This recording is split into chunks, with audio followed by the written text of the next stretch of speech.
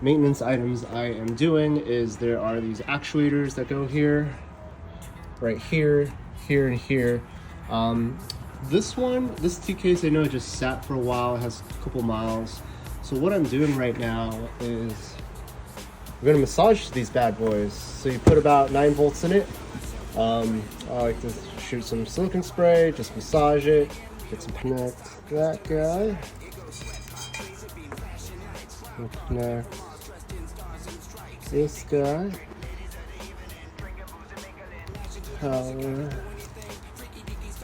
And power. Just sort of, massage it. And put some spray. I cleaned it already. You can see the ball is dirty. You just sort of